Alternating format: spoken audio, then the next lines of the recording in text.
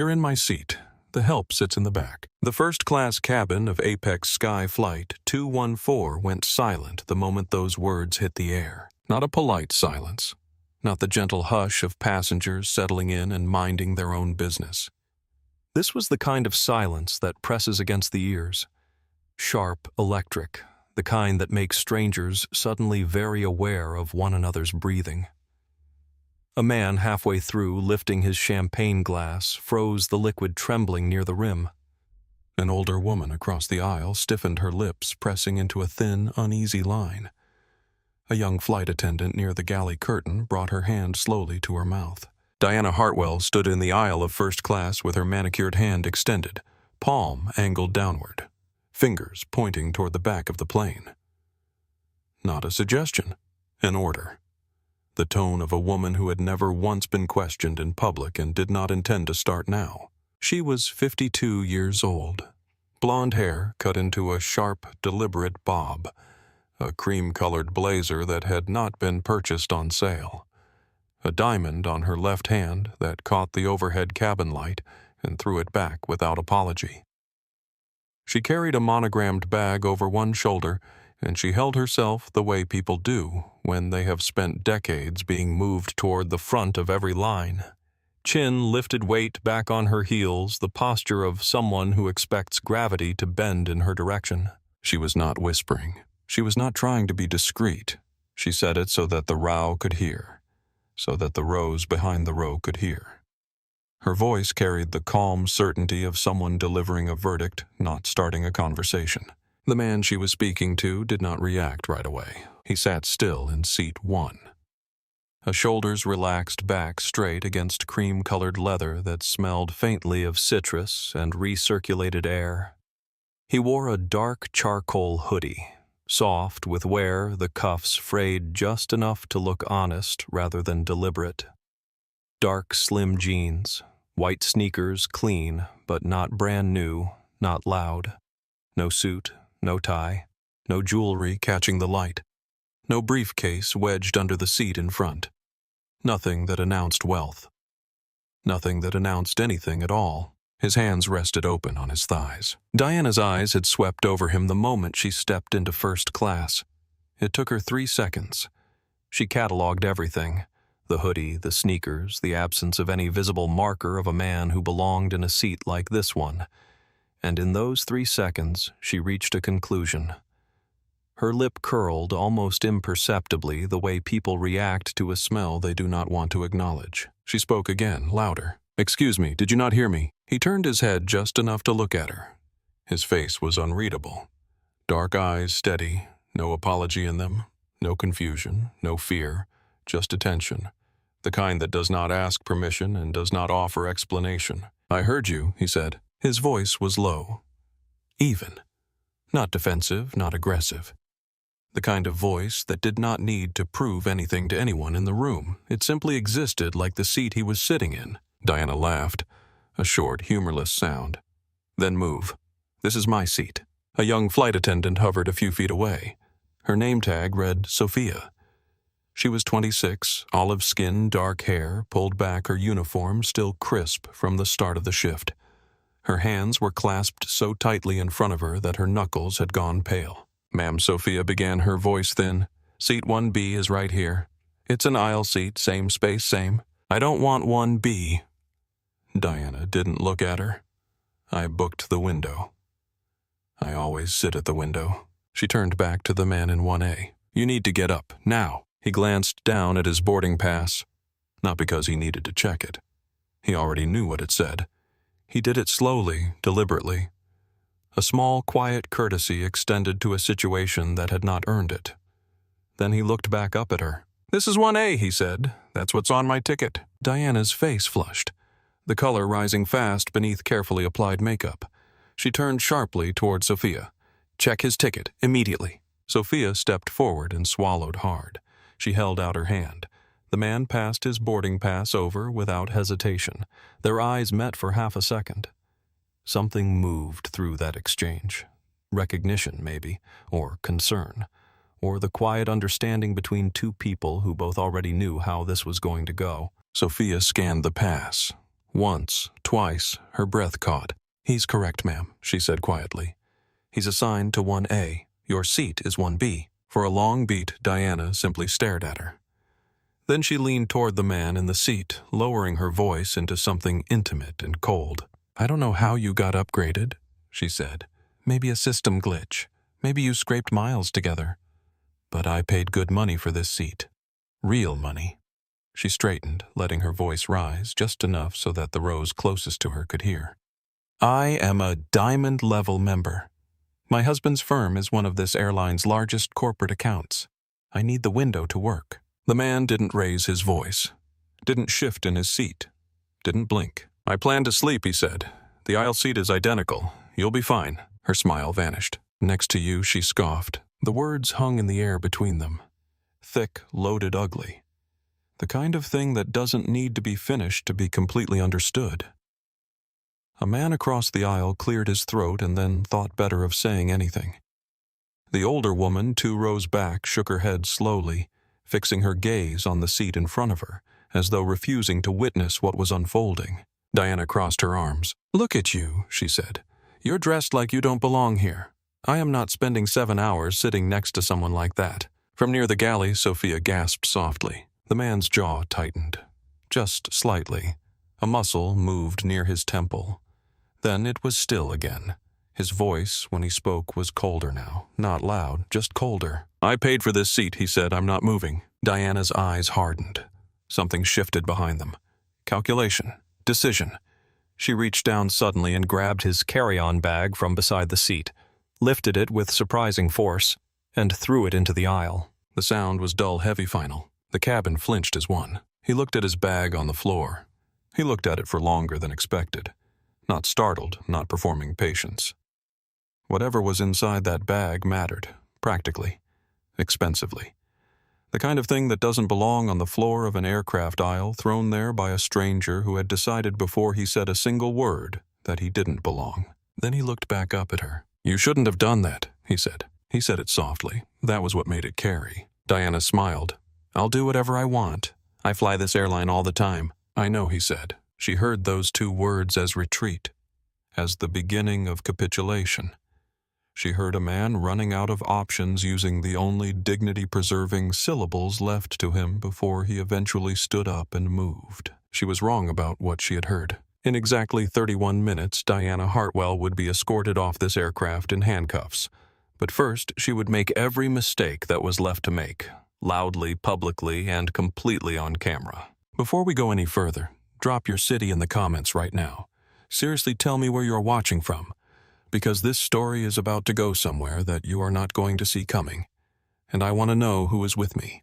And if you have ever walked into a room, any room, and felt someone decide who you were before you said a single word, before you showed a single credential, before you gave them any reason at all, then this story is for you. Hit that subscribe button right now, because we tell stories here where quiet strength wins. Every single time. Now, let me ask you something before we go back to that cabin. Have you ever been Marcus in that moment? Standing somewhere, you earned the right to stand, dressed the way you felt like dressing that morning, carrying nothing that announced your value, and watching someone look straight through you and see exactly what they expected to see instead of who you actually are. Most people, when that happens, take the easier exit. Move the seat, accept the voucher, swallow the discomfort, and tell themselves it is not worth it, and nobody can blame them for that. Choosing your battles is survival. But every now and then, someone chooses not to move. And when that person is the CEO and controlling shareholder of the airline the other person is standing on, well, let us go back to the moment Marcus Ellison stepped onto that plane. Because what you saw in the first few minutes was only the surface of what was happening. There is a history beneath it. There is a reason he was so still while she was so loud. There is a reason he said, "I know," in that quiet, final way, and meant something entirely different than what she heard.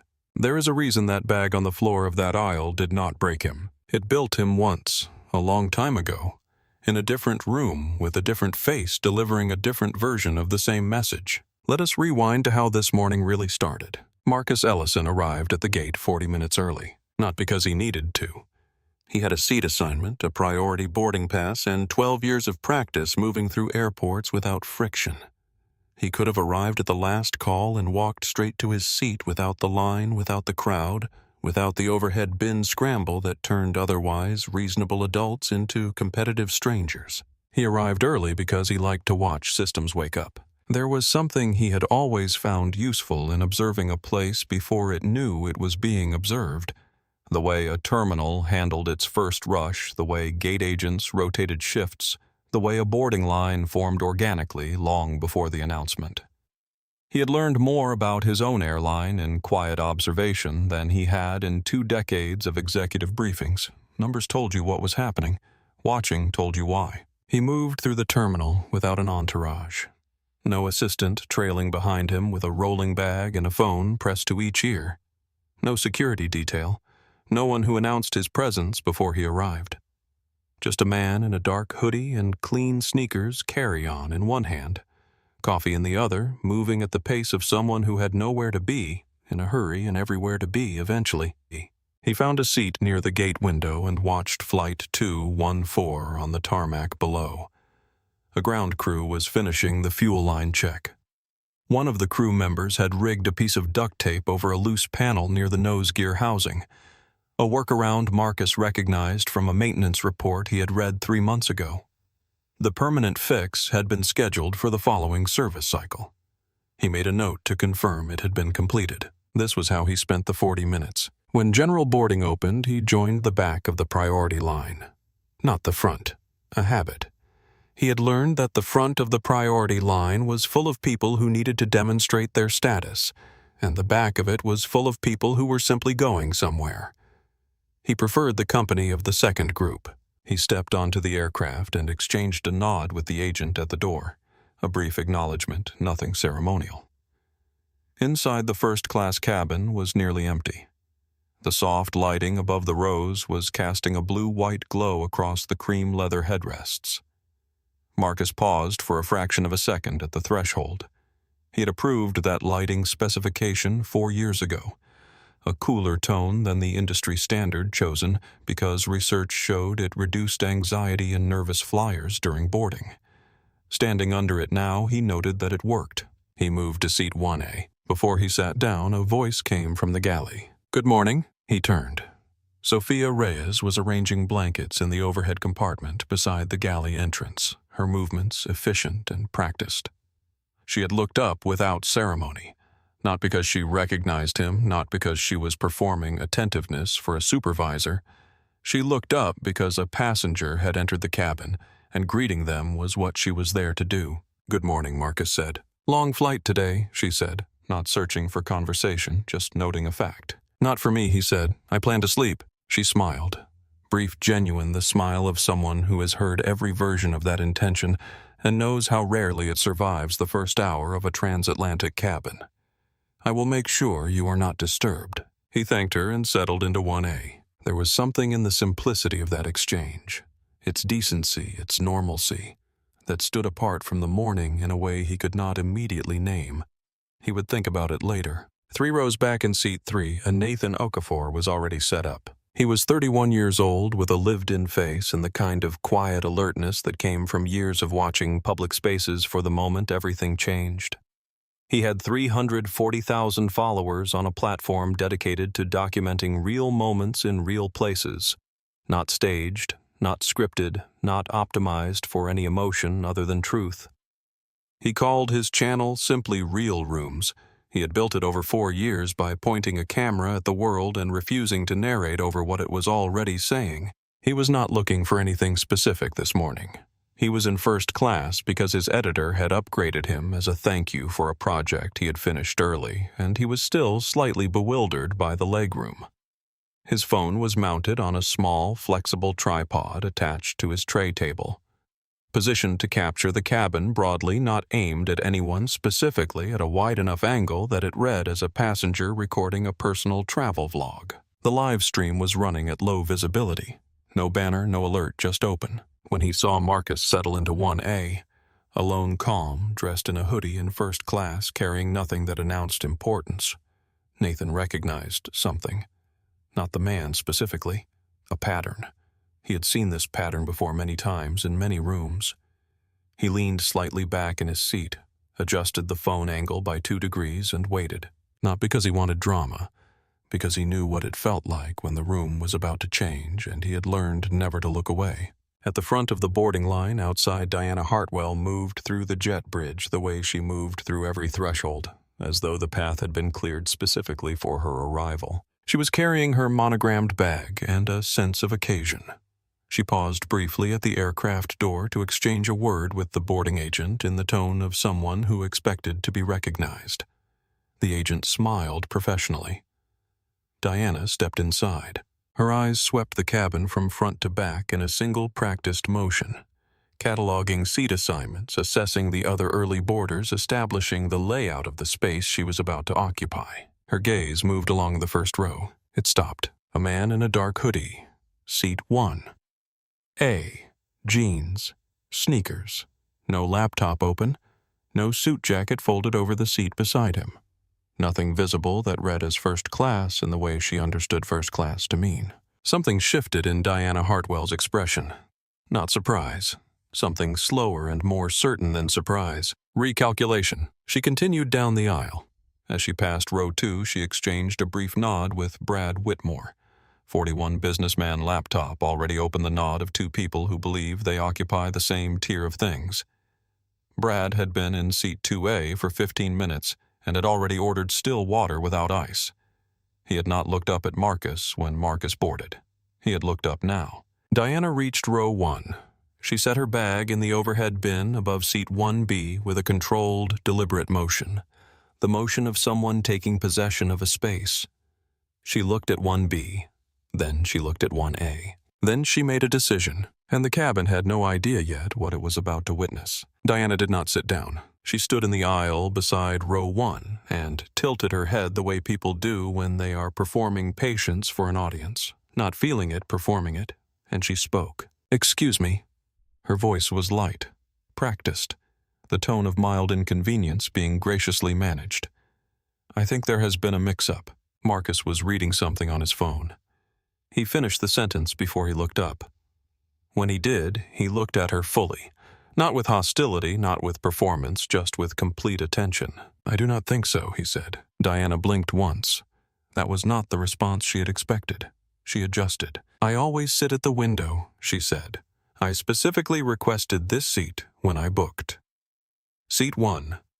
A window bulkhead row. I am a diamond-level member. 11 consecutive years. This flight, I arranged it especially because I have material I need to review for a presentation, and I require the natural light. I am sure you can understand. It was a masterfully constructed sentence. It had duration, long enough to establish context. It had credential, the membership, the years the word arranged. It had reasonableness. She needed something, and she was explaining why. It framed her as the reasonable party by implication before he had a chance to be. Marcus reached into the front pocket of his hoodie and produced his boarding pass. He held it out to her, not handing it over, just holding it where she could see. She looked at it for 2 seconds. Then she looked at the seat number on the headrest, then back at the pass, then at Marcus. "Sophia," she said. Sophia Reyes appeared from the galley with the particular speed of someone who has been listening from 3 feet away waiting to be called. She stopped beside Diana and looked between the 2 of them. "Ma'am, I need you to verify this gentleman's seat assignment." The word gentleman was delivered with a very specific inflection. Not warmth, not disrespect, something more precise than either. The inflection of someone using the correct word while meaning a different one. Sophia took Marcus's boarding pass. She looked at it. She opened her tablet and checked the manifest. She checked it a second time slowly, as though hoping the second reading would produce a different result than the first. It did not. "He is correct, ma'am," Sophia said. Her voice was steady, though her hands were not entirely. "He is assigned to 1A. Your assignment is 1B. Diana did not move. "Are you certain?" she said. Sometimes upgrades get processed incorrectly. The system does glitch, especially for passengers who are not. She paused. 1 beat. "Traveling in this cabin regularly." The pause was small enough that it could be walked back. Small enough that Diana could claim she had simply been searching for the right phrase. but it landed exactly where she had aimed it. Sophia glanced at Marcus. He was looking at Diana with an expression that revealed nothing but received everything. "I am certain, ma'am," Sophia said. "The assignment is correct." Diana made a sound that was not quite a sigh and not quite a scoff, something in the space between the two. She looked at seat 1B as though it had personally offended her. Then she looked back at Marcus. "I am sure you would be perfectly comfortable in the aisle seat," she said. "It is the same service level, the same amenities. Most passengers actually prefer the aisle for a long flight." Her tone had warmed slightly, the warmth of someone offering a favor rather than making a demand, which was exactly how she wanted it to sound. "I am sure they do," Marcus said. "I prefer the window." Brad Whitmore from 2A looked up from his laptop. He did not speak. He simply looked, first at Diana, then at Marcus, and the corner of his mouth lifted in a small, private expression that he did not intend anyone to notice. But it was there. Diana clasped her hands in front of her. The composure was starting to require effort now, visible in the set of her jaw and the deliberate steadiness of her breathing. "My husband's firm," she said, "spends in excess of $400,000 annually with this airline. I have been a Diamond Level member for 11 years. I have flown this specific route, this specific seat, more times than I can count. What I am asking for is a simple courtesy, not a demand.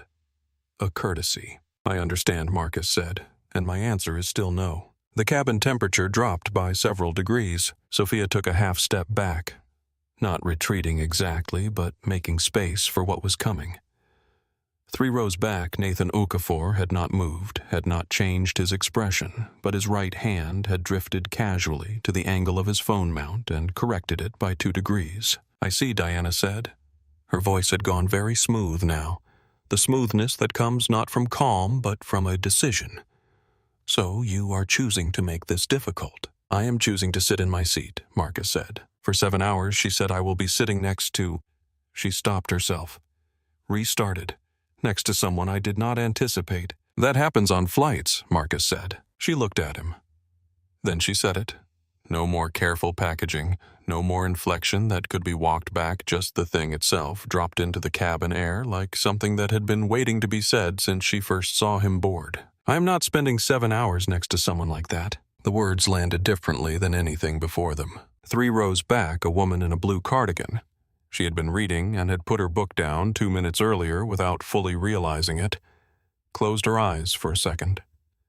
A man in a gray suit across the aisle exhaled slowly through his nose. The older woman, who had been stiffening since the beginning, shook her head once, very slightly, as though confirming something she had hoped not to have to confirm. Sophia stood very still. Marcus said nothing. He looked at Diana Hartwell, not with anger, not with the visible effort of someone suppressing anger, but with the steady, measuring attention of a person who is deciding something, making a final accounting. Then he spoke. "I paid for this seat," he said. "I am not moving." Diana's eyes hardened into something cold and absolute. She had tried the reasonable version. She had tried the credential version. She had tried the favor-framing version. All 3 had been declined without drama, without apology, without the kind of visible distress that would have given her something to leverage. She reached up to the overhead compartment. She took hold of his carry-on bag. She pulled it out and threw it into the aisle. The sound it made when it hit the carpet was heavy and final. The sound of an object that contained things that mattered making contact with a floor it was never meant to touch. The cabin flinched as a single body. Sophia's hands flew to her mouth. From somewhere in the rows behind, a man said under his breath, "Oh my God." Marcus looked at his bag on the floor. He looked at it for longer than felt comfortable. 5 seconds, maybe 6. And in those seconds, the cabin was so quiet that the background hum of the aircraft's systems filled the air completely. The bag had his laptop in it, his presentation materials for a board meeting scheduled for the following morning, items that were practically speaking expensive and important. None of that was the point. The point was a woman who had decided before he spoke, before he produced his boarding pass, before he demonstrated by any measure available to her that he had earned the right to be where he was. She had decided, based entirely on what he looked like, that he did not belong.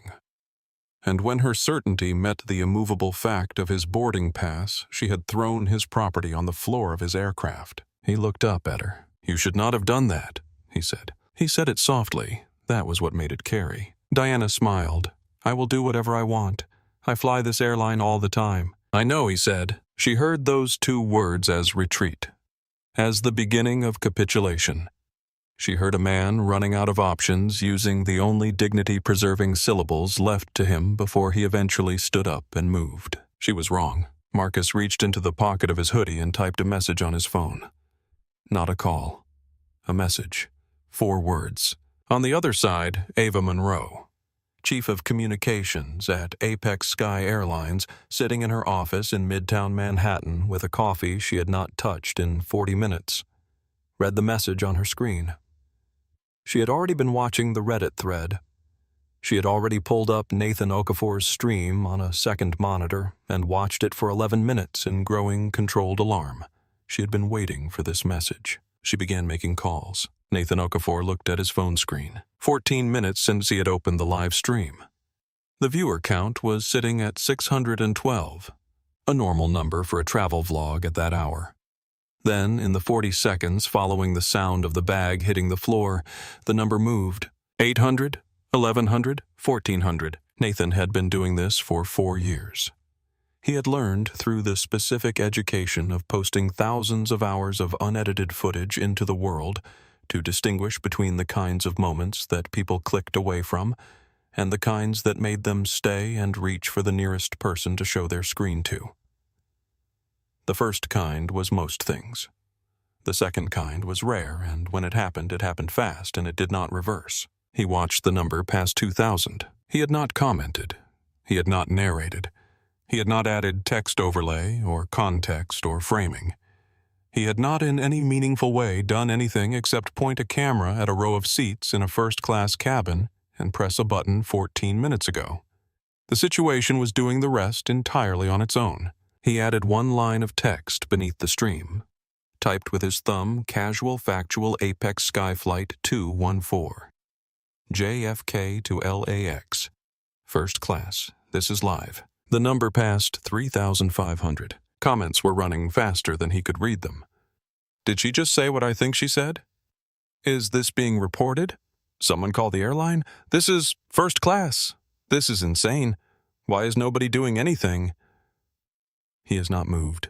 He has not said anything. He is just standing there. 2 rows ahead of Nathan, a woman named Lacey Drummond was doing something different. Lacey was 38, Latina, a travel blogger, with 180,000 followers on Instagram who specialized in hotel and airline reviews. She had been in first class because she was on a press trip and had been upgraded, and she had been quietly composing a caption for a photo of her champagne glass when the bag hit the floor. She had put the champagne photo down. She had started filming. Not a live stream. A series of short clip stories, the kind of thing that would appear at the top of a feed and disappear after 24 hours, unless someone saved it. She had posted the first one 40 seconds after the bag landed a single clip of Diana standing in the aisle.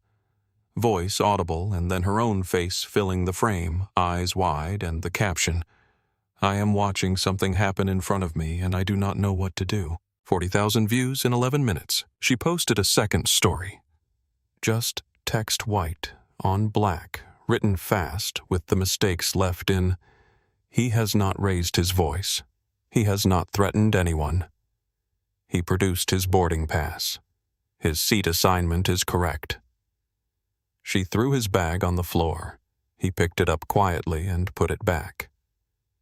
He is still sitting there. 22,000 views in 4 minutes. And then in row 2, Craig Mercer appeared. Craig was the lead flight attendant on this flight.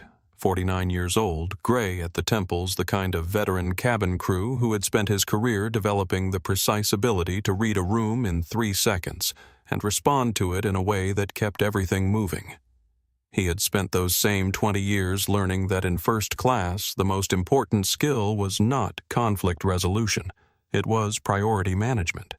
And in first class, priority was rarely ambiguous. He had heard the bag hit the floor from inside the galley. He had counted to 3 before stepping out. He had assessed the scene. The bag back in the overhead, the man seated and calm, the woman standing in the aisle with the expression of someone who expected a resolution in her favor. And in 3 seconds, he had made his calculation. He walked toward Diana first. "Mrs. Hartwell." He kept his voice low and private, the tone of a professional managing a difficulty between equals. "I completely understand this has been frustrating. Let me see what we can do."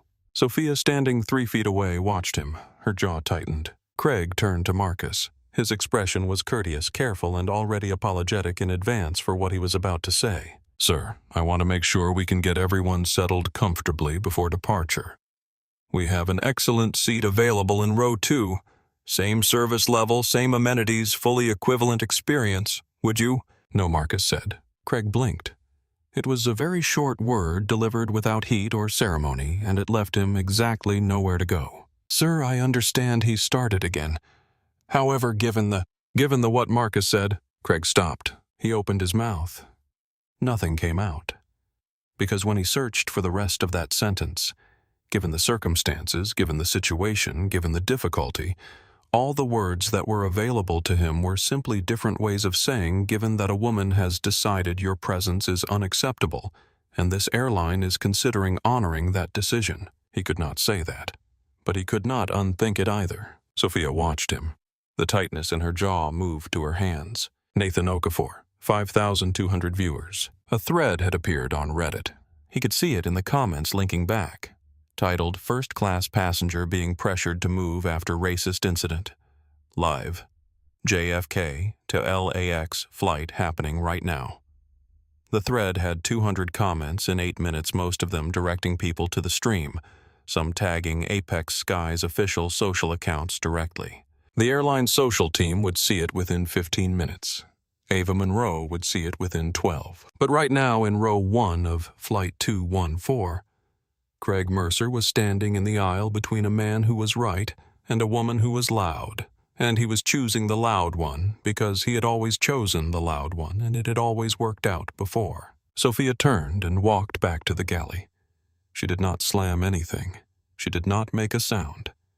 She simply went back to her station, took out her personal phone, and began typing. She typed everything.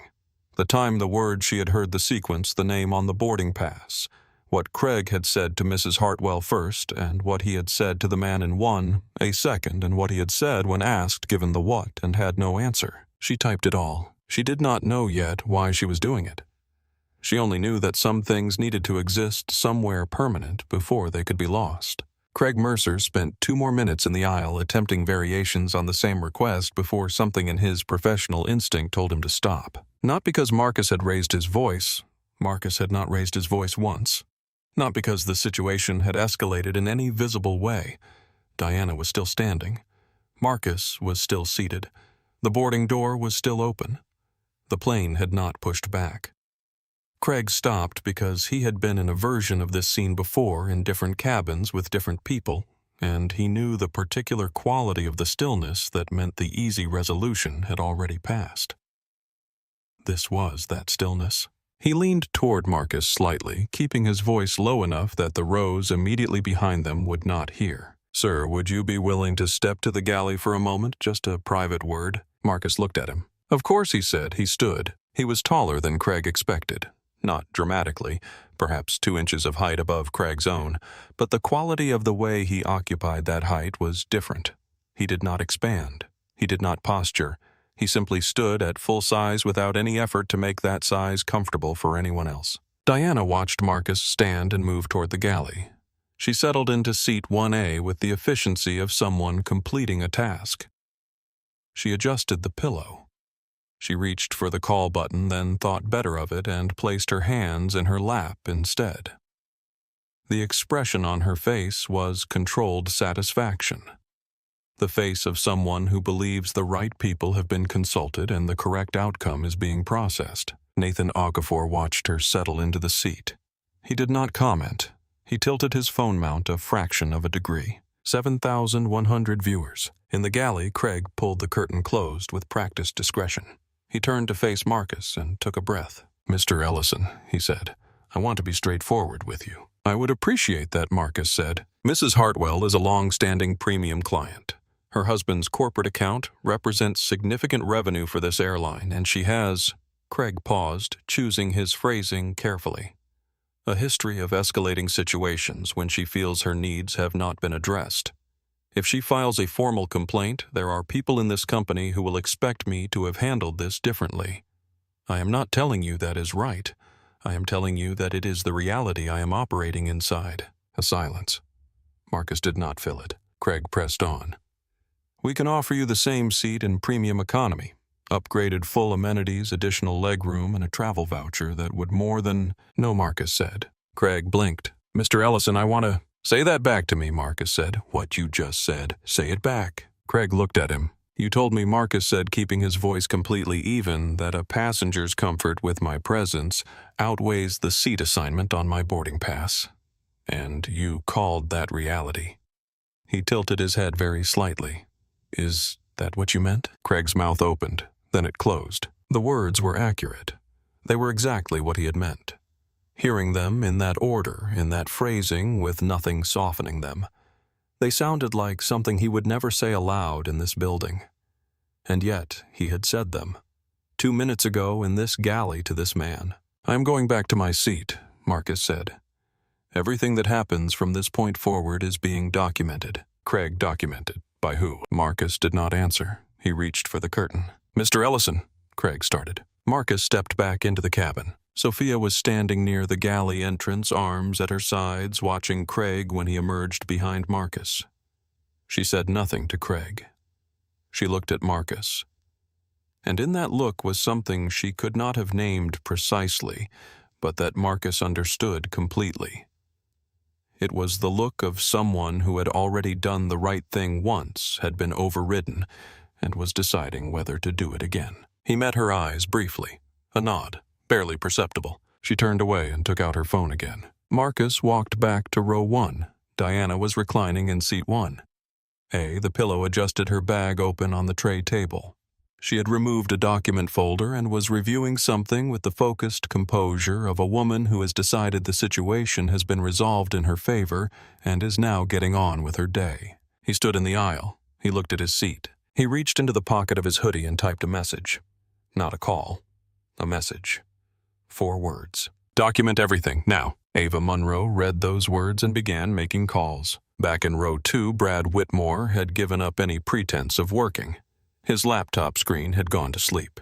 He was watching the aisle with the expression of a man who has staked out a position in the audience of something and does not want to move until the ending is clear. He looked at Marcus standing in the aisle. You know, he said with the measured tone of someone offering advice rather than commentary. Some situations are not worth the trouble. Taking the premium seat would be a reasonable choice. Marcus turned and looked at him with the full, steady attention he had given Diana earlier. In your experience, he said, which situations are worth the trouble? Brad Whitmore opened his mouth. Then he closed it. He reached forward and woke up his laptop screen. Sophia appeared beside Marcus, quietly, without announcement, standing 2 feet to his left, and slightly closer to Diana's line of sight than her position required. She was not a physical barrier. She was a witness, a visible one. Mr. Ellison, she said low enough that only he could hear.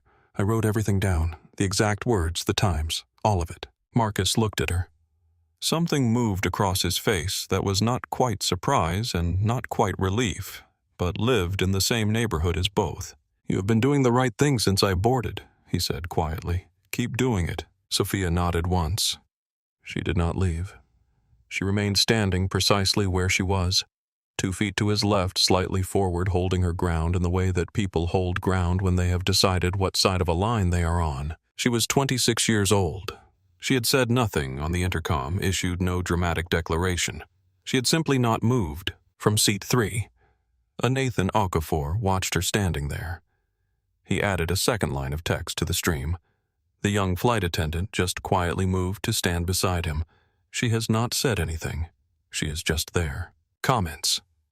She is protecting him. She is going to get fired. No, she is doing her job. This is the most human thing I have seen all week.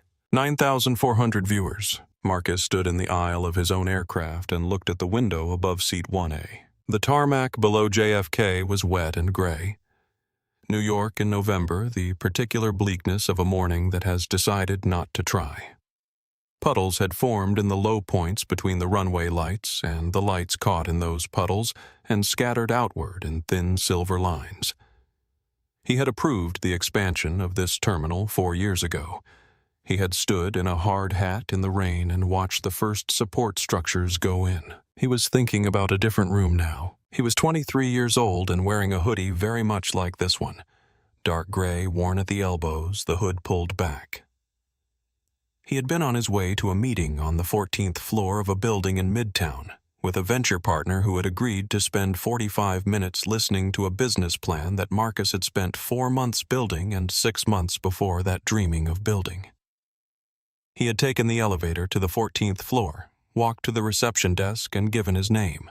The woman behind the desk had looked at him, at the hoodie, the jeans, the sneakers, and said with the practiced courtesy of someone who believed she was being kind, "Deliveries are through the side entrance, sir.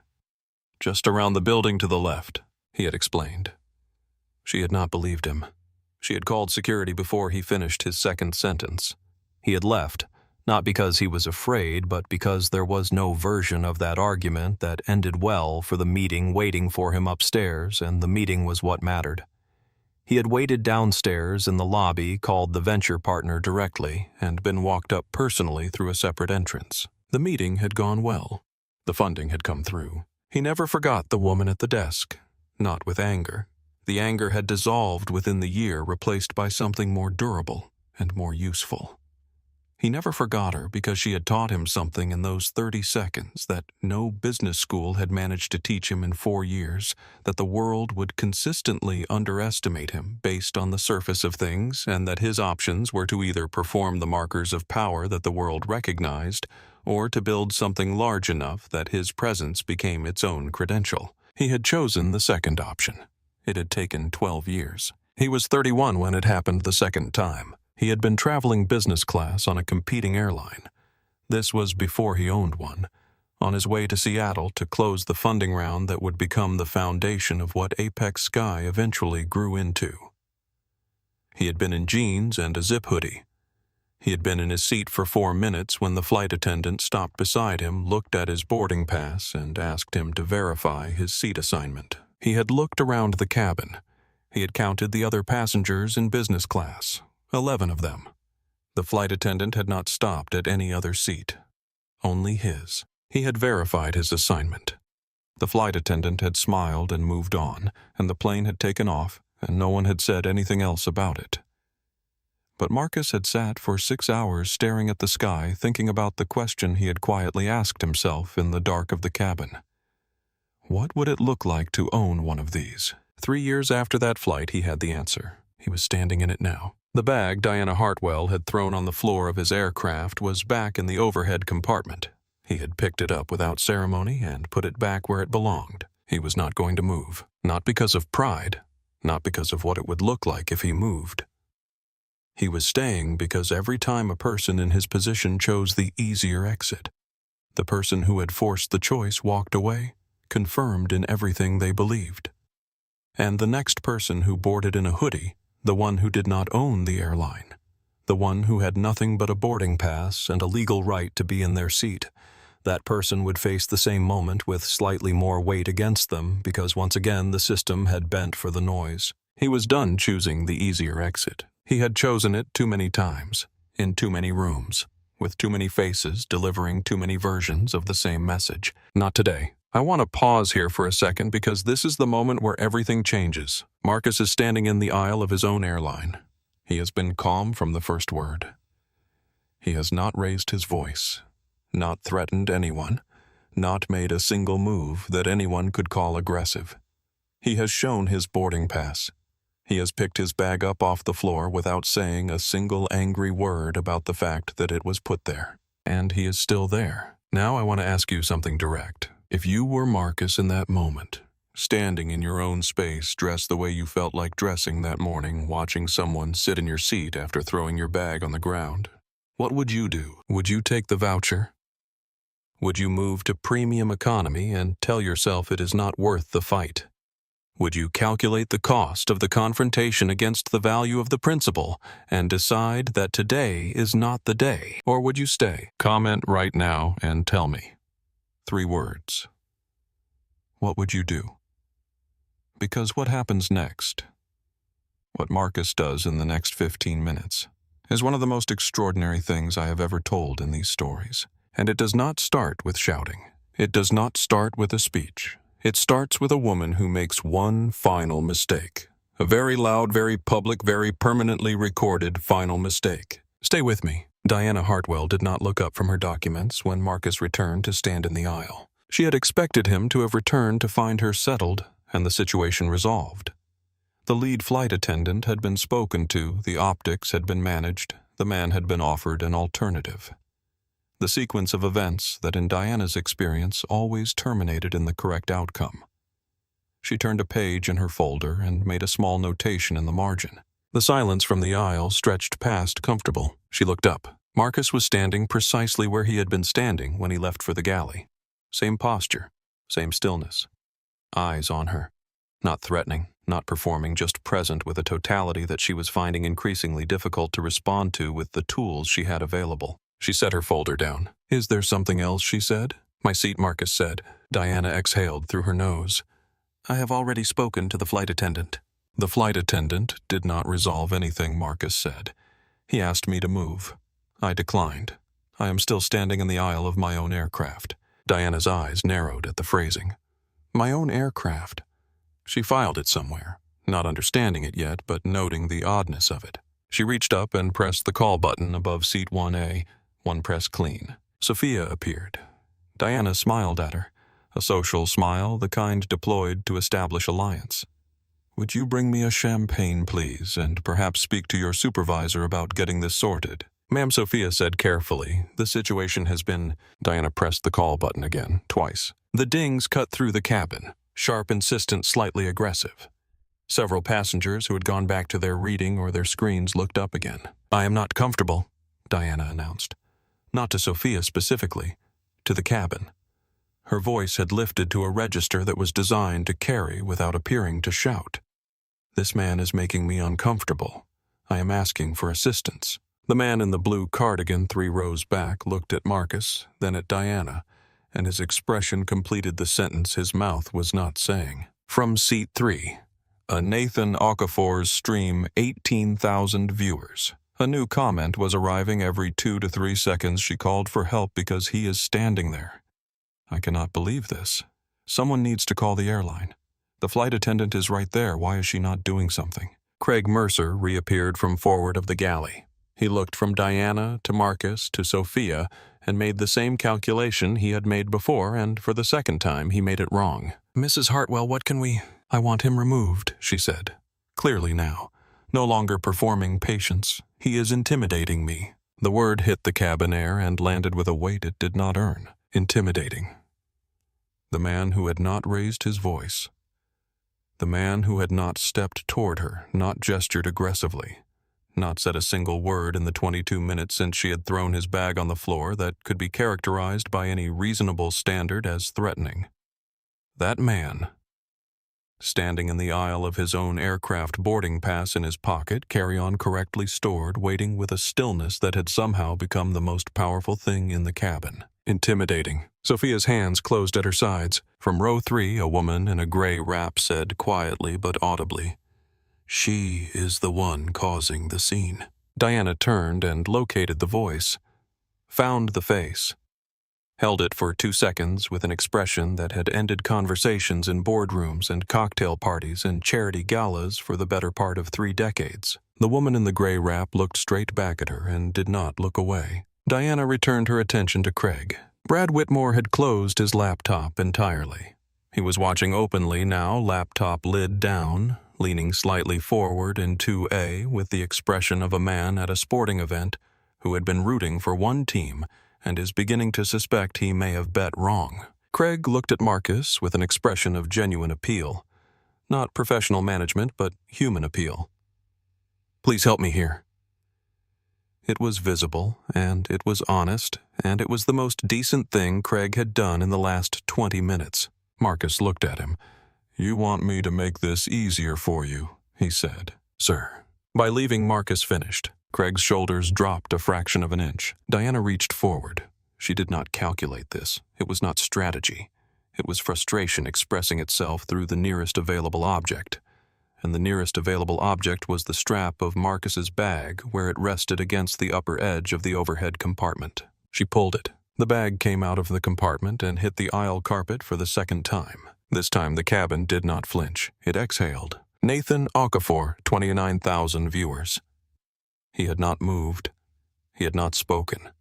He had not added a single word of commentary to the stream since the line about Sophia standing beside Marcus. The screen was receiving 47 comments per second. Lacey Drummond had dropped her phone, picked it back up, and posted a third Instagram story. Just her face soundless, pointing directly at the overhead compartment, then at the floor, then spreading her hands in the universal gesture of, "Are you seeing this?" 61,000 views in 6 minutes. Marcus looked at his bag. He looked at it for a long time. Long enough that the looking itself became the loudest thing happening in the cabin. He took his phone out of his hoodie pocket. He pressed call. One ring, the line connected. Ava. His voice was the same as it had been in every exchange in this cabin. Low, even carrying without effort, seat 1A, flight 214. "I need port authority at the gate and I need Captain Gallardo briefed immediately." From the other end, quiet. Crisp, the voice of someone who has been watching a live stream for 20 minutes and making calls while watching already documented. "Everything is logged. Roy is standing by for your signal." Diana heard the word stream. She heard it clearly. The stream. And for the first time since she had stepped onto this aircraft, her head moved, not to Marcus, to the cabin, to the people around her, to the phones. There were so many phones. They were not all raised. Most were angled casually, resting on armrests or held low in laps. But the screens were all facing toward row 1, every single one. Something happened in Diana Hartwell's expression that had not happened before. Not frustration, not calculation, not the manufactured performance of a woman who is accustomed to winning. Something smaller and more honest than any of those things. A crack. Thin. Fast. Almost invisible. Almost. "What is—" she started. 30,000 people are watching, Nathan Okafor said from seat 3A. He said it quietly. Not for effect. Because it was factually accurate.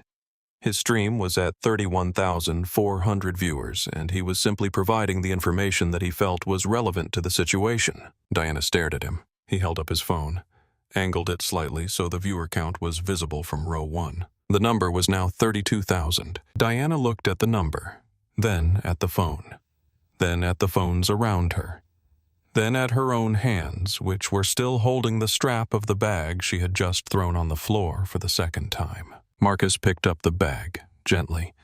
He placed it back in the overhead compartment. He closed the compartment door with a soft, decisive click. He turned around and looked at Diana Hartwell. "I am done waiting," he said. "The airport police are on their way. And before they get here, I want to give you one opportunity, just one, to step out of my seat. Step." Diana opened her mouth. "And sit in yours," Marcus said. Quietly. Finally. As though the last 35 minutes had been a patient explanation leading to this sentence, and the sentence was not an argument, but simply the conclusion. One opportunity. Diana looked at him. Her jaw was tight. Her hands were flat on the armrests of seat 1A. She looked at the phones. She looked at Craig, who was standing in the aisle with his hands at his sides, and the expression of a man who has realized too late what he has been part of. She did not move. Denise Park had been standing at the curtain between business class and first class for 6 minutes. She was 38 years old, the senior purser on Flight 214 12 years with Apex Sky, and she had a particular quality of stillness that came from having handled every variety of in-flight crisis that a transcontinental aircraft could produce. She had stood behind the curtain and listened to the escalation in first class with the focused attention of someone taking an inventory. Now she stepped through. She did not look at Diana. She looked at Craig. "I need a word," she said. Craig followed her to the mid-galley. Denise spoke in the low, precise voice she used when things were serious, and there was no time for unnecessary phrasing. "We need the captain," she said. "Now." "Craig, Denise, she is a diamond level." She has thrown a passenger's bag on the floor twice, Denise said. On camera, in front of a live stream that currently has over 30,000 viewers. She looked at him steadily. That is not a service complaint. That is assault. And if we push back from this gate without addressing it, we are endorsing it. Craig's face went through several transitions in the space of 4 seconds. The corporate account, he started. Craig. Denise's voice did not rise. When this lands, and it is landing right now while we are standing here. Do you want your name attached to the part where the airline did something or the part where the airline did nothing? A pause, shorter than it might have been. Craig turned and walked to the cockpit. Captain Roy Gallardo was 55 years old. He had been flying commercial aircraft for 28 years. He had a pilot's particular relationship with facts, an aversion to anything that was not the situation as it actually existed, stripped of everything that people preferred it to be. He listened to Craig's account without interrupting. He asked 2 questions. Is the assigned passenger still on board? Yes. Has property been thrown? Twice. Gallardo said nothing for a moment. He looked at the instrument panel, not reading it, simply letting the familiar surface of the thing he knew best give him a half-second of ground. And why he said, are we having this conversation instead of having security on board? Craig swallowed. The corporate account. Mrs. Hartwell's husband. I do not fly corporate, Gallardo said.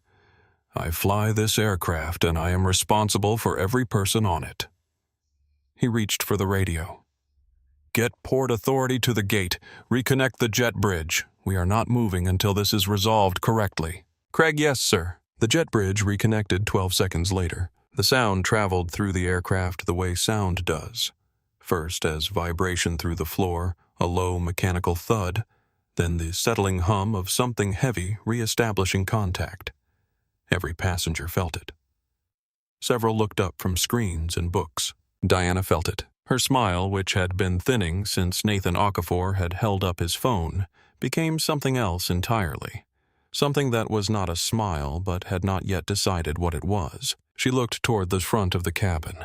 Through the partial gap of the cockpit door, she could see Craig speaking to someone, speaking with both hands, which was not characteristic, and the shape of Captain Gallardo's uniform visible beyond him and the posture of that uniform which was not accommodating.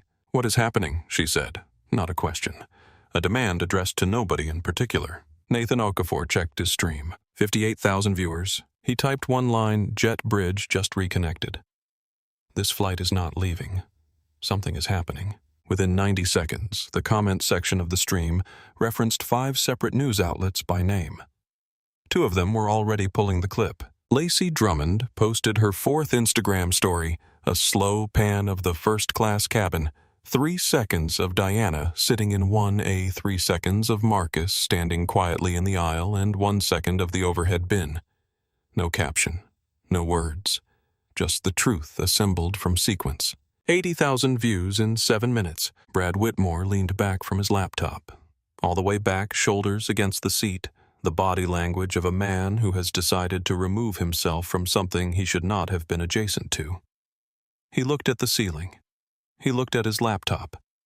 He did not look at Marcus. Sophia was not in the galley. She was standing in the aisle 3 feet from Marcus in exactly the position she had taken up before, a position that was technically valid for a flight attendant conducting a pre-departure check, and that happened to place her body between Diana's eye line and Marcus's left shoulder. She had not been asked to stand there. She had not been told to stand there. She had decided. Her phone was in her left-hand documentation complete. Her right hand was at her side open calm. She was not shaking anymore. She looked at Marcus and said quietly, Captain Gallardo is being briefed right now. Marcus nodded. Are you all right? She said. I am fine, he said. Then, after a pause, you have done everything right since I boarded. I want you to know that. Sophia did not respond immediately. She looked at the floor for a second, then back up at him. She was quiet for a moment in the way that people are quiet when something matters to them. I almost did not say anything the first time she said. But you did, he said. She nodded once. From the back of the first-class section, the older woman who had been shaking her head slowly since the beginning stood up. She was perhaps 68, white-haired, wearing a cardigan the color of old rose. She moved forward one row and sat in the seat directly across from Diana Hartwell, and looked at her with the expression of a woman who had lived long enough that she no longer had any patience for the kind of careful silence that enabled wrong things to continue. She did not say anything. She simply sat down across from Diana and looked at her. Diana met her gaze, then she looked away first. Brad Whitmore, observing this from 2 rows back, pressed his lips together and said nothing. Nathan Okafor watched the older woman sit down. He added one more text line to the stream, the only emotional notation he had offered in the entire broadcast. The older woman just moved seats to sit across from her. Silent. Just watching. 64,000 viewers. Comments. This woman is my hero. She is doing what the airline should have done. Quiet courage. I am crying. Why am I crying? The jet bridge was connected. The boarding door was still open. Port Authority was 3 minutes away. And Marcus Ellison stood in the aisle of Apex Sky Flight 214, which he had ordered, which he had funded, which he had built from a pitch deck, and a flashback, and 100 moments exactly like this one in rooms exactly like this one, and waited. The footsteps came from the jet bridge, measured heavy, purposeful. 2 Port Authority officers stepped through the boarding door. Dark uniforms, broad shoulders, the particular alertness of people trained to read a room before acting in it. The lead officer scanned first class in a practice sweep. His gaze moved along the rows, noted the phones, the watchers, the quality of the silence, the woman in the cream blazer in seat 1A, and the man standing in the aisle. It stopped on the man in the aisle, not with suspicion, with assessment. The way experienced people look at something when they are trying to understand it rather than judge it. "Sir," the officer said, stepping forward, "we received a call from the flight deck. Can you tell me what happened?" Diana rose from seat 1A with the coordinated energy of someone who has been waiting for this moment and has prepared for it. Her voice had shifted registers. No longer cool and imperious, now pitched toward distress, the performance of a woman who had been endangered and was finally receiving help. "Officer, thank God. This man has been harassing me. He refused to vacate my seat. He has been aggressive and threatening, and I—" "Ma'am?" The officer's voice was not unkind, but it was clear. "Please wait." He turned back to Marcus. "Sir, what happened?" Marcus looked at the officer.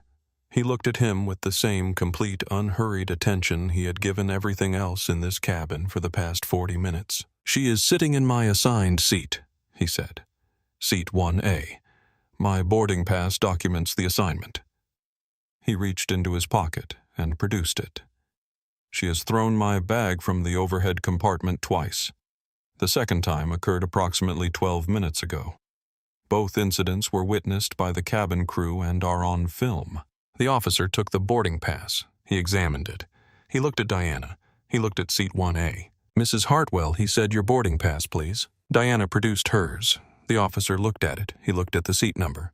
He looked at the headrest marker on 1A and the headrest marker on 1B, and then back at Diana's boarding pass. "Ma'am," he said, "seat 1B is your assigned seat." "There has been an error in the system. The assignment is documented," the officer said. He looked at Craig, who nodded immediately. The nod of a man who has decided that the moment for ambiguity has passed. "Ma'am, additionally, throwing a passenger's property constitutes assault. I need you to step into the aisle." Diana's face flushed. "I am not leaving this seat. Do you have any idea who my husband is? His firm spends—" "Ma'am," the officer said, and his tone had shifted in the way that tone shifts when patience has reached its functional limit. "Step into the aisle." Diana looked at Marcus. She was looking for something. A flinch, an apology, an expression that would give her one more lever to pull. She was looking for the version of this where she still had a way out. Marcus looked back at her. He looked at her the way he had been looking at things since he boarded this flight, completely steadily without any visible effort to make her comfortable or uncomfortable, simply with the full weight of his attention. He took one step toward her, not aggressive, not threatening. The step of a man who has been patient for a very long time and has arrived at the moment when patience makes way for something more permanent. "You told me," he said, "that the help sits in the back." His voice had not risen. It had not needed to rise. It was the same low, even register it had been in since the first exchange, but something in it had settled into a final gear.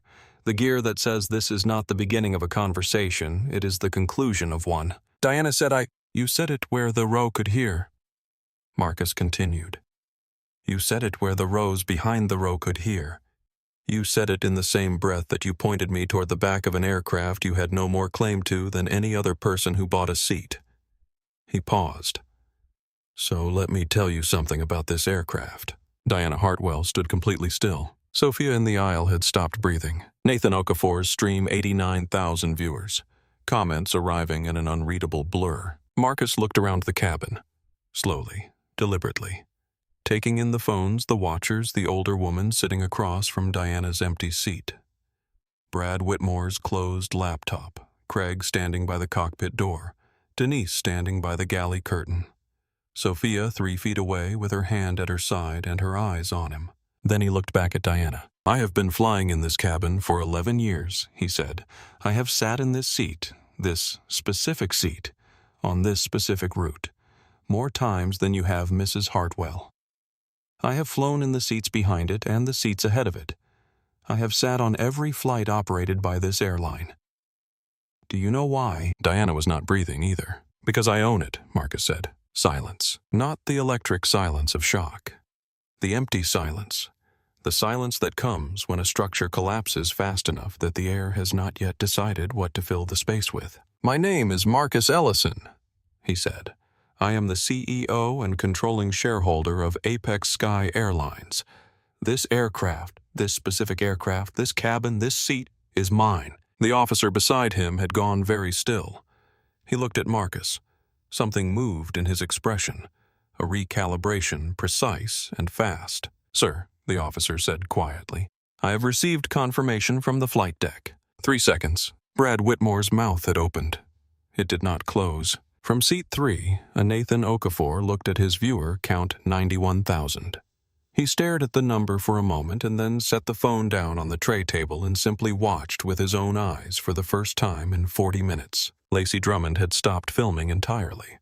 She was just sitting there with her hands flat on her thighs, staring. From somewhere in the rows behind them, a passenger said, not loudly, not performing, just the words escaping, "Oh my God." Diana Hartwell's face had drained of color in the way that faces drain when the thing they are experiencing is too large and too fast for the body to manage with any dignity. Her hands, the hands that had pointed and snapped and taken hold of his bag twice, were trembling on the armrests of seat 1A. Her mouth moved. No sound. Then that cannot. She laughed. A thin, high sound. Wrong. You are in a hoodie. You cannot. The owner, Marcus said, sits wherever he wants. He said it simply, without performance. The way someone states a fact that has always been true and has simply been waiting to be stated. 5 seconds. Diana stared at him. Her world was reassembling itself around those words, and it was assembling into something that did not have a place for her in first class or anywhere comfortable. The officer stepped forward. Mrs. Hartwell, he said. He unclipped his restraints. And Diana Hartwell, who had flown diamond level for 11 years, who had snapped her fingers and thrown bags and announced her husband's annual spend and pointed toward the back of airplanes, finally completely ran out of levers. No, she said. Her voice broke on the word. No, please. I did not know. I did not. You made a decision before I said a single word, Marcus said, quietly, finally, based on what I was wearing. That was the decision. Everything else followed from it. The officer took her arm gently and with complete authority. She was still talking as she was guided toward the boarding door. Fragments of protest. Her husband's name a reference to lawyers, then simply no, no, no in a descending register that the cabin absorbed without comment. No one applauded. No one laughed. The cabin simply watched in the particular quality of silence that attends things that are irreversible. The silence of witnesses who understand that what they are seeing will not be undone. Lacey Drummond's 5th Instagram story was a single static frame, the empty seat 1. A cream leather headrest upright, the window beside it showing the gray tarmac, the overhead compartment above it closed. No caption.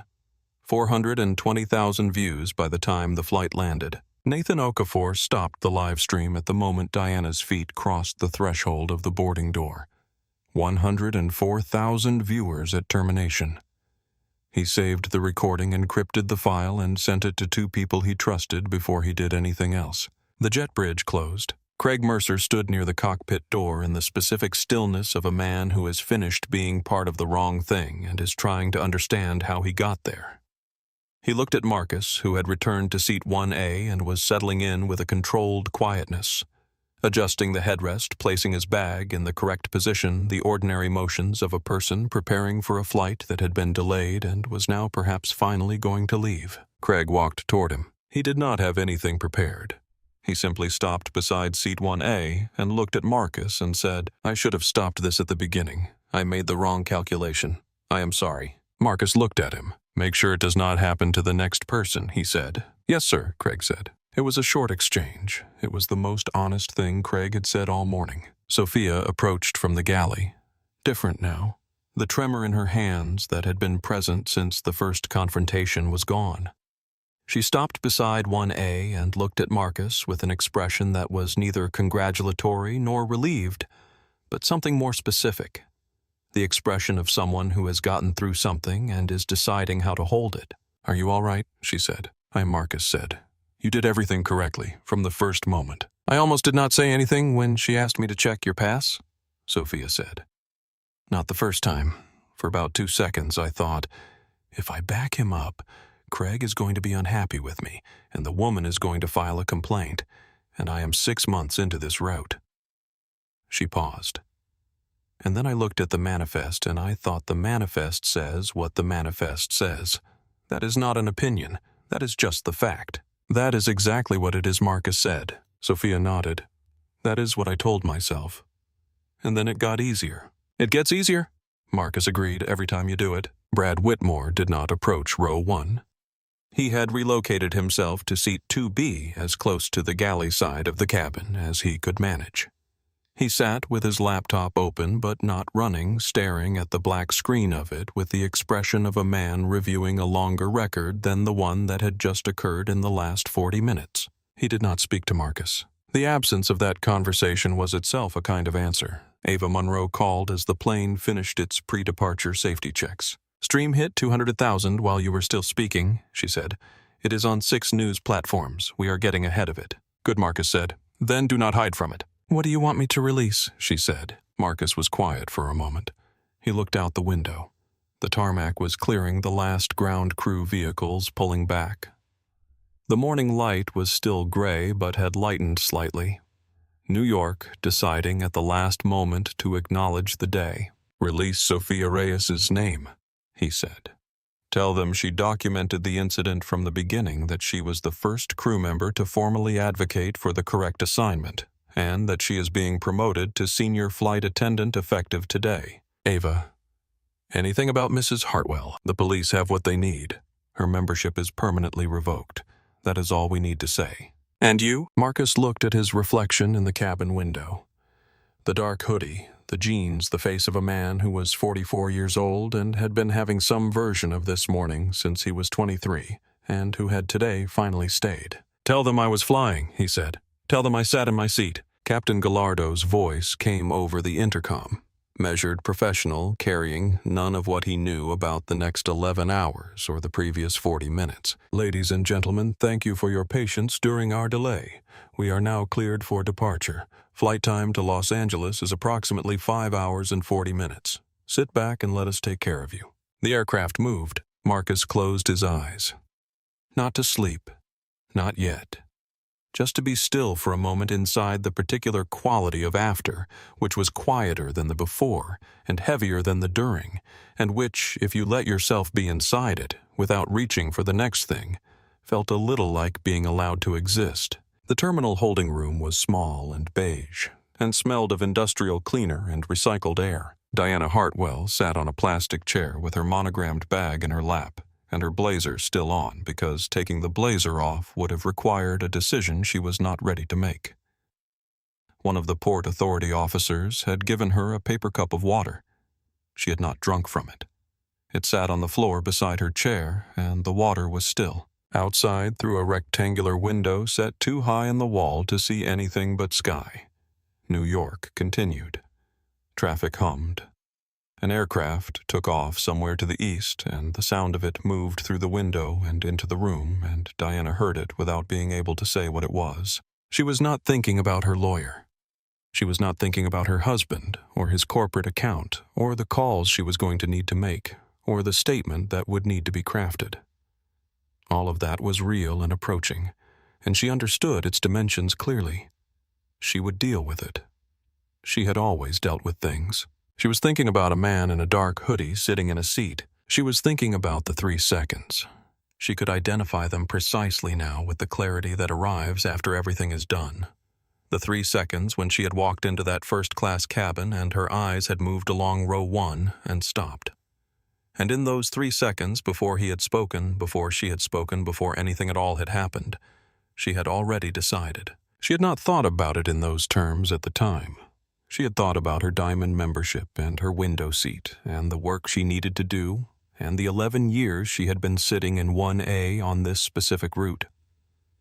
She had thought about those things in the foreground and in the background, quiet, instantaneous, requiring no deliberate thought at all.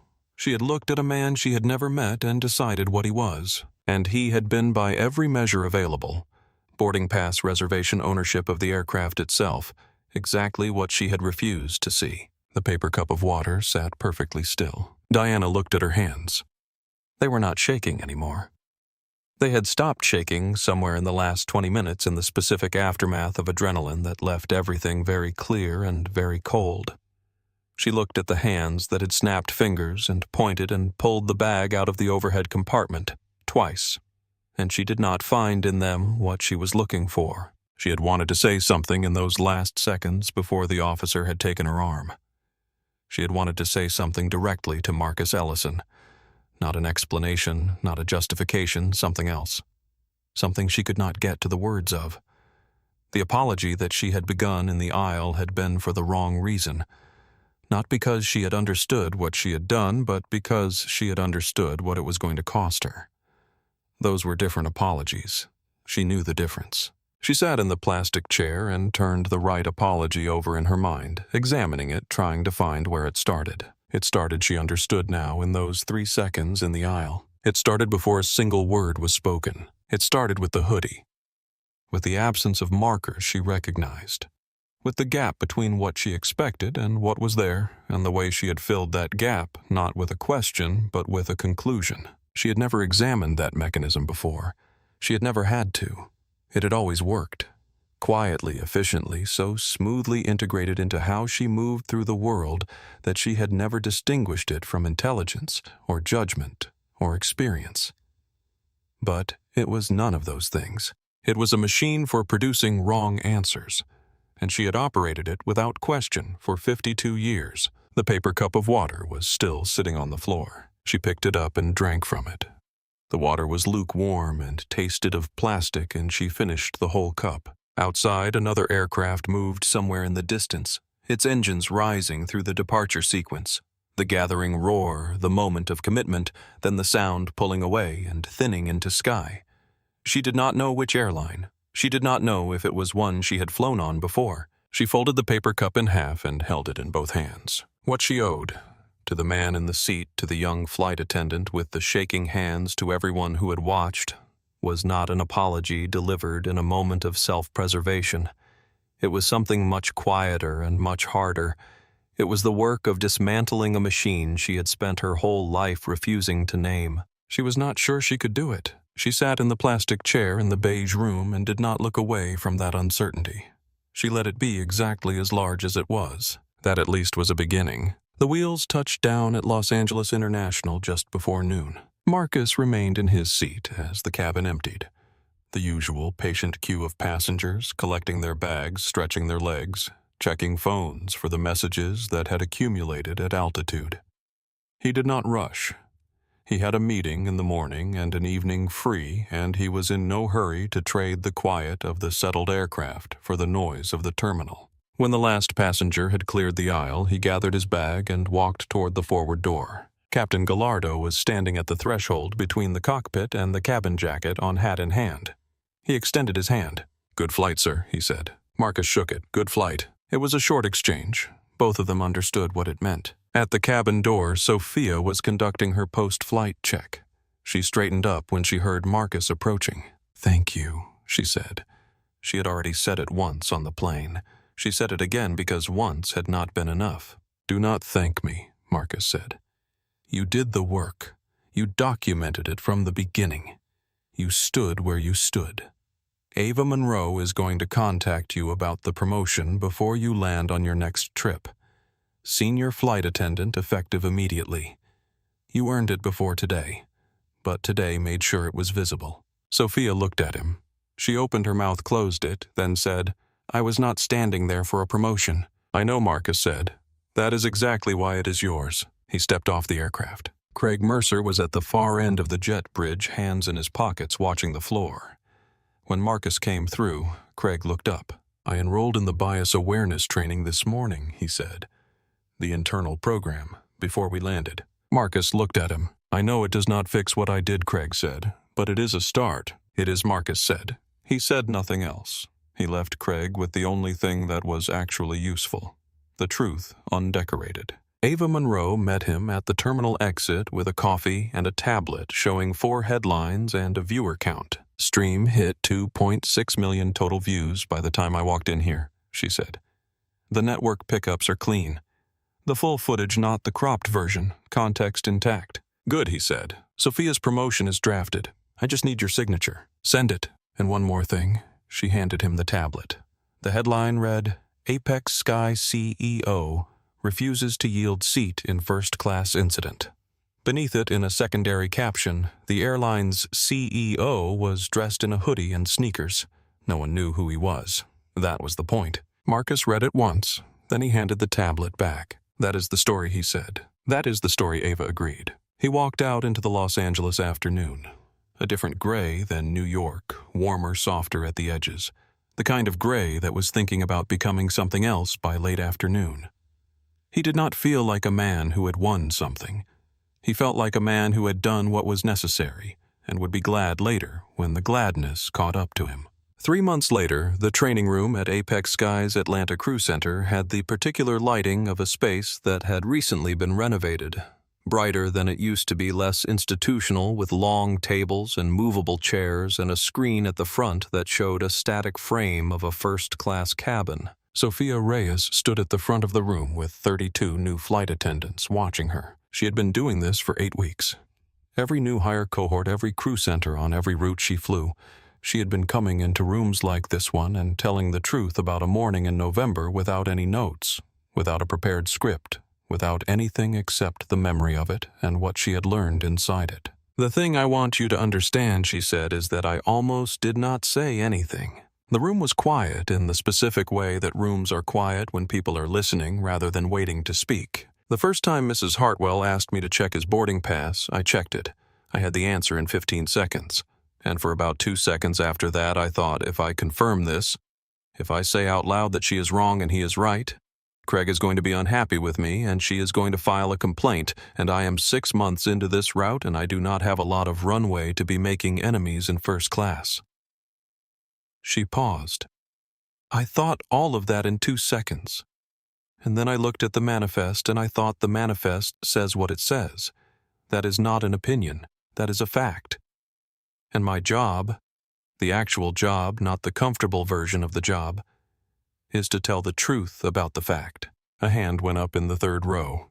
A young woman, early 20s, first week of the program. "What would you have done," she said, "if Craig had told you to keep quiet after that? If he had asked you directly not to back Mr. Ellison up?" Sophia was quiet for a moment. "I have thought about that question a lot," she said. "And I think the honest answer is, I would have been very afraid. And I would have done it anyway. Because the thing I had to decide in that moment was not what Craig would think of me or what Mrs. Hartwell would put in her complaint. The thing I had to decide was what kind of flight attendant am I going to be, not on the days when it is easy, on the day when it is not." She looked at the room. "You are going to have days like that," she said. "Maybe not that specific day, but some version of it. And when it comes, the manifest is always your anchor. Not the loudest voice, not the most expensive customer, not what is going to be most comfortable for your next performance review. The truth of what the record says. She looked at the screen behind her, the static frame of the first-class cabin. Do the job, she said, the actual job. Craig Mercer completed the internal bias training program and applied independently to serve on the crew accountability panel that Apex Sky formed in the months following the incident. He was not the obvious candidate. He was not sure he deserved the seat. He applied anyway for the same reason Sophia had confirmed the boarding pass, because the right thing and the easy thing had diverged and he had already seen what happened when he chose easy. He was accepted. Nathan Okafor did not sell the footage. He did not license it, syndicate it, or accept any of the 14 offers that arrived in his inbox in the week following the incident. He kept it on his channel unedited with a single pinned comment that read, "I did not say a word." The truth did all the talking. He went back to filming Real Rooms. Diana Hartwell received a misdemeanor charge for assault, completed community service, and lost her Diamond membership permanently. Her husband's corporate contract with Apex Sky was terminated by the company. His board had reviewed the footage and made a calculation of their own. She did not give interviews. 3 months after the incident, she enrolled in a program at a local community center that she had passed 1,000 times without stopping. She did not announce this. She simply went. Whether what she found there became what she needed, that story belongs to her. 6 months after Flight 214, Marcus arrived at JFK Terminal 4 on a Tuesday morning in May. The terminal was fully awake, gates filling coffee lines 3 deep, the particular energy of a building that was processing 10,000 different journeys at once. He moved through it in a dark jacket and clean sneakers carry-on over one shoulder. At the check-in desk, a young agent, she looked new, maybe 3 months in, scanned his boarding pass and looked at her screen and looked back up and smiled the way people smile when the information is clean and the morning is moving correctly. "Seat 1, a Mr. Ellison," she said. "Welcome aboard." No pause before the welcome. No look from the screen to his face that lasted a beat longer than a look needed to. No moment in which his clothes were weighed against the seat number on the pass. Just "Seat 1, a welcome aboard." It was such a small thing. It was the thing that should have always been true, and was now in this moment, in this terminal, with this agent who did not know his story and was simply doing her job correctly. It was true. He thanked her and walked to the gate. He found a seat by the window and watched the tarmac.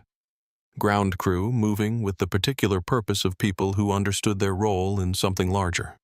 A panel inspection on the nose gear housing, completed permanent no duct tape. He noted this. When boarding opened, he joined the back of the priority line. He boarded last. He found seat 1A, put his bag in the overhead compartment, and sat down. He looked out the window. The morning was clear.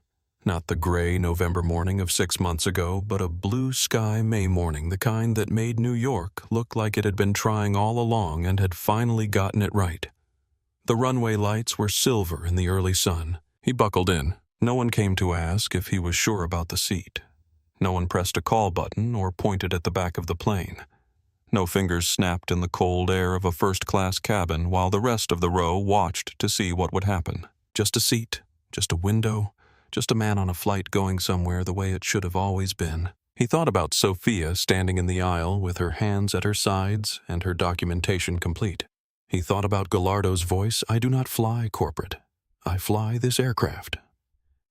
He thought about the woman in the old rose cardigan who had quietly relocated herself to sit across from Diana without a word, and about Nathan Okafor who had pointed a camera at the truth and let it speak. He thought about the thousands of people who would fly Apex Sky tomorrow, and the day after tomorrow, in seats they had paid for, dressed in whatever they had felt like wearing that morning without anyone throwing their bags on the floor or pointing toward the back of the plane. Most of them would never know what had been required to make that normal. That was fine. That was how it was supposed to work. Some things only matter if they outlast the moment that taught them. The engines rose. The aircraft moved. New York fell away beneath the wing.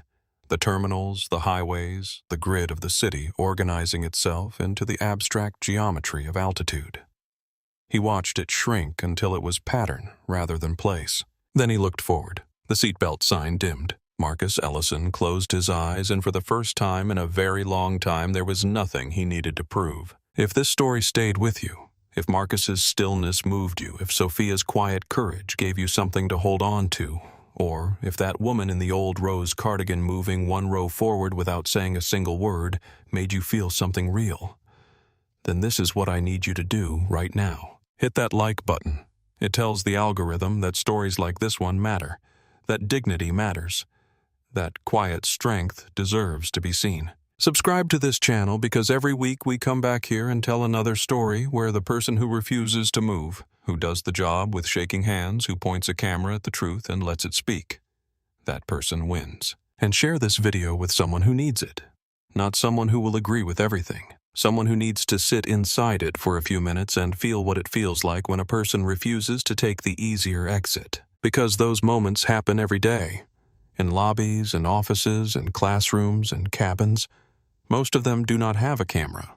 Most of them just have a person standing somewhere they earned the right to stand, deciding whether to stay. Leave me a comment right now. 3 words. What would you have done? I read every single one. This is a fictional story created for entertainment and inspirational purposes. All names, characters, airlines, and events depicted are entirely fictitious. Any resemblance to real persons or organizations is coincidental.